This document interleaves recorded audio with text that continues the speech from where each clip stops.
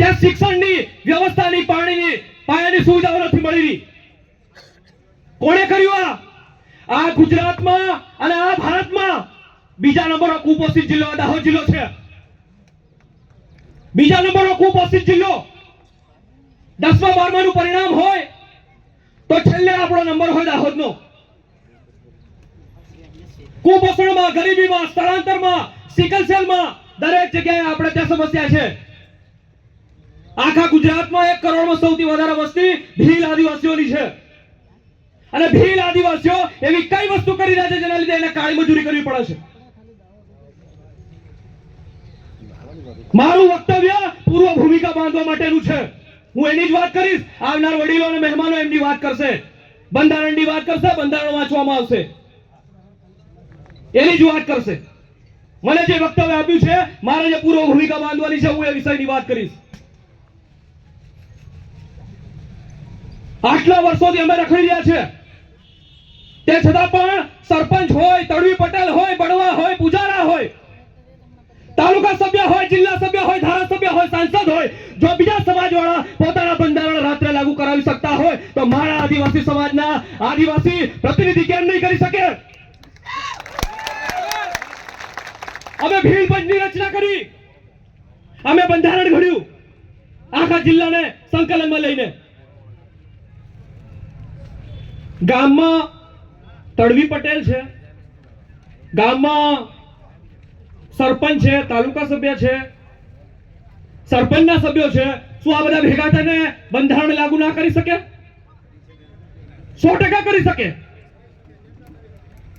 ઈચ્છા શક્તિ હોય, આવડત હોય અને સારી નિયત હોય તો આ બંધારણ આપણે લાગુ કરી શકીશું. હરેક સમસ્યાઓમાં, શિક્ષણમાં, ગરીબીમાં, કુપોષણમાં, સ્થળાંતરમાં આ મૂળ વસ્તુ રહેલી છે. હું જ્યારે કોલેજમાં પ્રોફેસર હતો ત્યારે 2,500 આદિવાસી ભીલ ભાઈઓના અમે સર્વે કર્યા અને સર્વેમાં બહાર આવ્યું કે દાહોદ સૌથી પછાત છે. એના મૂળમાં આ ચાંદલા વિધિના, ઘરેણાના અને દહેજના લગ્નના ખોટા ખર્ચાઓ મૂળ જવાબદાર છે.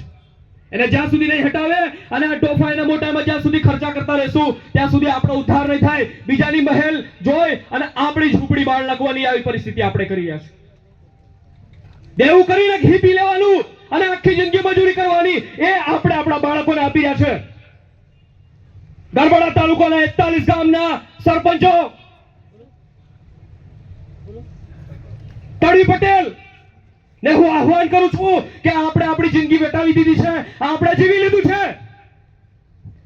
જ્યારે દુનિયામાં સતત પરિવર્તન આવતા હોય, દેશમાં, સમાજમાં, ધર્મ સંપ્રદાયોમાં સતત પોતપોતાના રિવાજોમાં, વ્યવહારોમાં પરિવર્તન થતા હોય તો આપણે કેમ નહીં? શું આપણે આપણા બાળકોને, આપણા ભવિષ્યને, આપણા સમાજને પેઢી દર પેઢી મજૂરીમાં ઠોકવો છે? એ આપણે નિર્ણય લેવાનો છે. આજે સબક લઈએ જઈએ અહીંયાથી. ક્યાં આવનારા મારા દીકરા દીકરીઓનું ક્યારે પણ અમે ખોટા ખર્ચા નહીં કરીએ.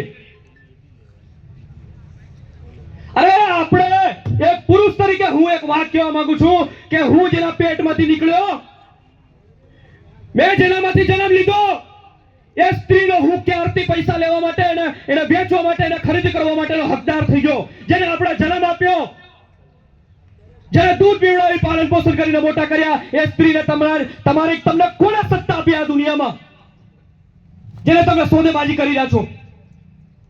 ગામનું દાપુ. અરે શેનું ગામનું દાપુ? દીકરીને ભણાવી, પેદા કરી, ના દવા દારૂ ખર્ચામાં તું ઉભો રહેલો. તારું શેનું દાપુ? શેનું દાપુ? અરે આવા દાપા માંગીને, ભીખ માંગીને પેટ ભરવું પડતું હોય તો પાણી વગરના કુવામાં કૂદી મરી જવું સારું. જન્મ આપવા વાળીનો તમે સોદો કરો છો, શરમ નથી આવતી? શેનું દહેજ? કોણને અધિકાર આપ્યો તને? અને એ બાપ, એ પિતા, કોને પિતા કહેવાય જે પોતાની દીકરીના સોદા કરે છે? પંચ પરમેશ્વર કહેવાય. આજે મારા ગામમાં વડીલો છે, આજે પણ ઝાપા પૂજવાના હોય કે કઈક દારૂ જેવો કાર્યક્રમ હોય કે કઈ પણ કાર્યક્રમ હોય, અમારા ઘરે આવે તો આમ લુખો રોટલો અને મીઠું એટલું આમ ટચ કરીને ખાઈને ઘેર જતા રહે. એવા વડીલો પણ હતા. અને આજની પંચને તમે જોઈ લો, એ પંચના લીધે એ ગામડાઓમાં તોડબાજી દગાબાજી કરવાના લીધે, દાબડિયાના લીધે સમાજની આ પરિસ્થિતિ થઈ છે. ઘણી બધી વાતો કરવાની થાય, સાંસ્કૃતિક રીતે, સામાજિક રીતે, રાજકીય રીતે, શૈક્ષણિક રીતે કલાકો કાઢી નાખીએ, પણ સમયના અનુસંધાનમાં ઘણી બધી વાતો કરવાની હોય પણ નથી કરી શકતા. મારી વાણીને અહીંયા વિરામ આપું છું અને મારાથી કંઈક આડું અવળું થયું હોય, બોલાયું હોય તો ઘેર જઈને 2 રોટલા ખાઈ લીજો, મને ફરક નહીં પડે, હું સાચું બોલીશ.